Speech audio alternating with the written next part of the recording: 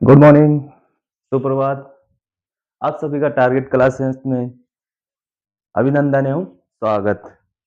आज हम कल बात करेंगे चित्रकला के अंग या जिसे हम कहते हैं सड़ंग। इतने दिन हम बात कर रहे थे कला के तत्वों के बारे में, उनको बहुत अच्छे से पढ़ा है और अच्छे से जाना है। अब आज हम जानकारी लेंगे सड़ंग के बारे में या चित्रकला के अंग।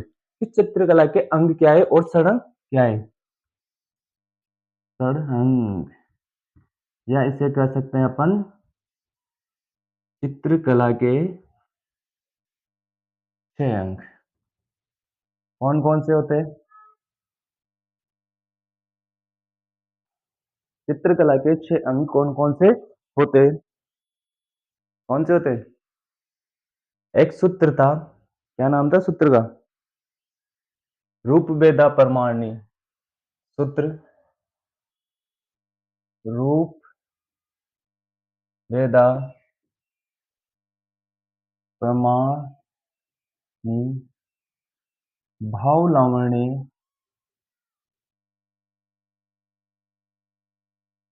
ने योजनम सादृश्य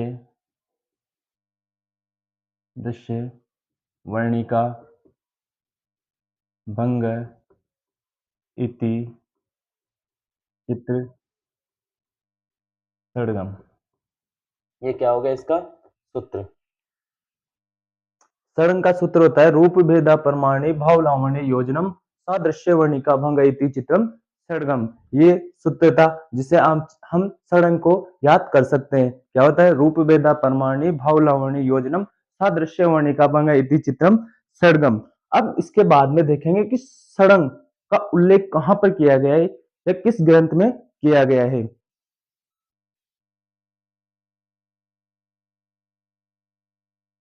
वात्स्यायन के कामसूत्र। वात्स्यायन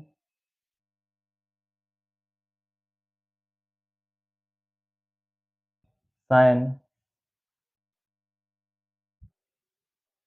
वात्स्यायन के कामसूत्र की टीका।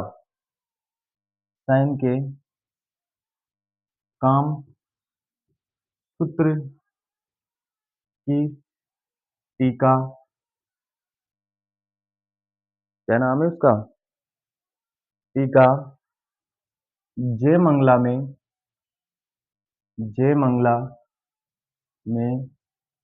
यशोधर यशोधर पंडित ने कला के 6 अंगों का उल्लेख किया है। कि कला के 6 अंगों का उल्लेख कहां पर हुआ है? जय मंगला नामक टीका में किया है। किसने किया है? और यशोधर पंडित ने किया है। किसकी टीका? वात्स्यायन के कामसूत्र की टीका। वात्स्यायन की कामसूत्र की टीका है जिसका उल्लेख जय मंगला नामक ग्रंथ में यशोधर पंडित ने कला के 6 अंगों का उल्लेख किया है, इस षडंग का उल्लेख किया है। अब कामसूत्र में कितनी कलाओं का उल्लेख किया है? हम देखेंगे कि कामसूत्र में 64 कलाओं का उल्लेख किया गया है। कलाओं का उल्लेख किया गया है। कामसूत्र में 64 कलाओं का उल्लेख किया गया है। क्या देखा था सूत्र? रूप भेदा परमाणि भाव लावण्य योजनम सादृश्य वर्णिका भंग इति चित्रम षडगम। ये तो हो गया इसका सूत्र। और कहां पर उल्लेख किया गया है सड़ंग का?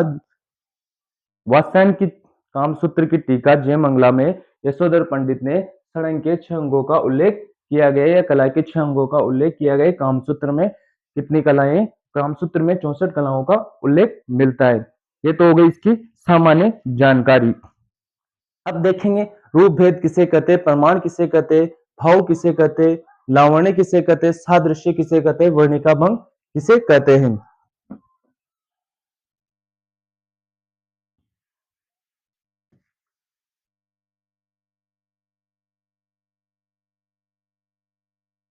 तो छह अंग कौन है? छह अंग रूप भेद प्रमाण भाव लावण्य सादृश्य और वर्णी का भंग, ये है चित्रकला के छह अंग। अब इनके बारे में विस्तार से अध्ययन करेंगे। आज हम लेंगे इनकी सामान्य सामान्य जानकारी। तो सबसे पहले देखेंगे रूप भेद किसे कहते हैं।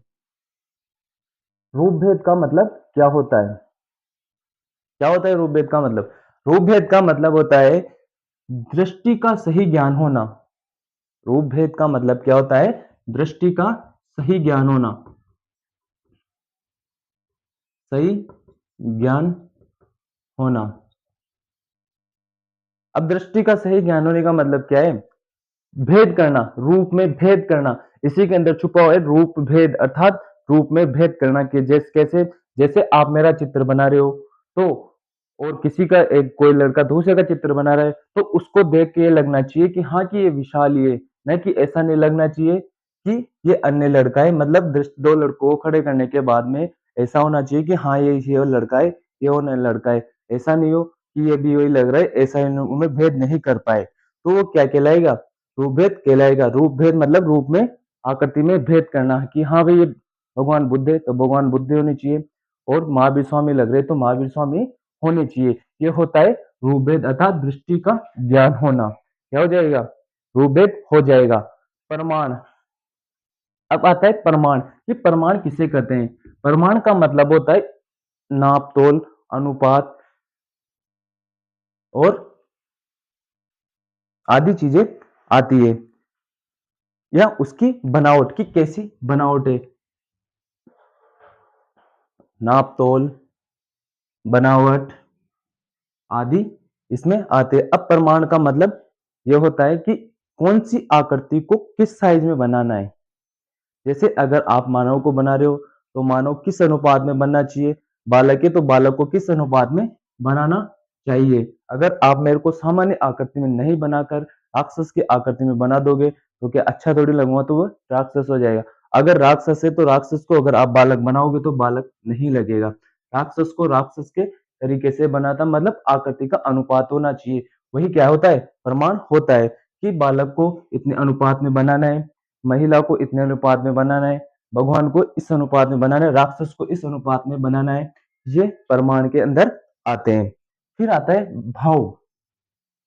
भाव का मतलब क्या होता है?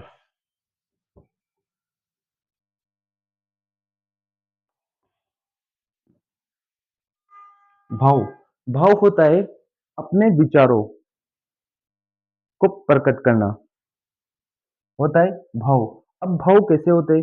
भाव प्रसन्न भी होते हैं और रौद्र भी होते हैं। चित्र में अपने भावों को व्यक्त करना कि किस तरह के भाव है। अगर आप चित्र में कहीं कौन कई चित्र में आप रौद्र भाव दिखाना चाहते हो तो वो सभी क्या होने चाहिए? रौद्र भाव होने चाहिए। अगर आप किसी शादी में जा रहे हो तो शादी में प्रसन्न भाव होगा, तो शादी को इस तरह से, चित्र को इस प्रकार से दिखाना कि उसमें क्या हो? प्रसन्न भाव नहीं, प्रसन्न भाव होना चाहिए। ऐसा न हो कि आप शादी में हो और वहां पे क्या हो रहा है? जोर जोर से रो रहे हैं, तो ऐसा क्या नहीं होगा, उससे अपोजिट हो जाए। तो भाव वैसे होने चाहिए जिस प्रकार से आपने चित्र बनाया है उसी प्रकार का भाव होना चाहिए। भाव का मतलब तो होता है अपने विचार, विचार प्रकट करना। अब उसके बाद में आता है लावण्य। कि लावण्य किसे कहते हैं? लावण्य का मतलब क्या होता है? लावण्य का मतलब होता है बाह्य सौंदर्य, अर्थात दिखावा,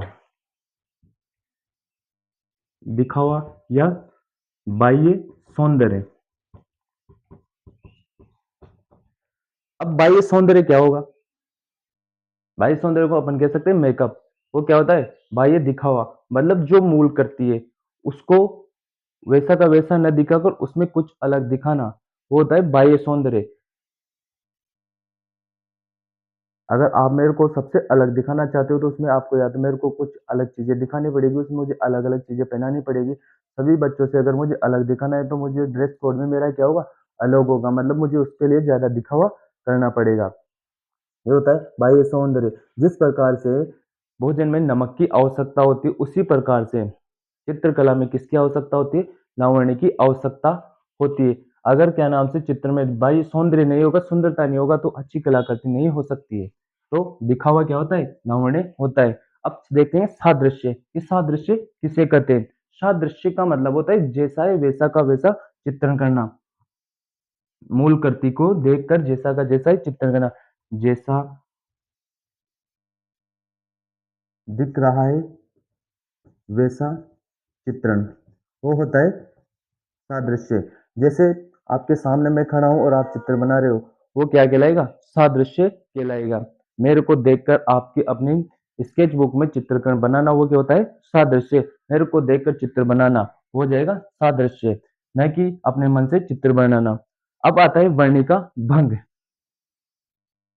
वर्णिका भंग का मतलब होता है वर्णों का सही ज्ञान होना।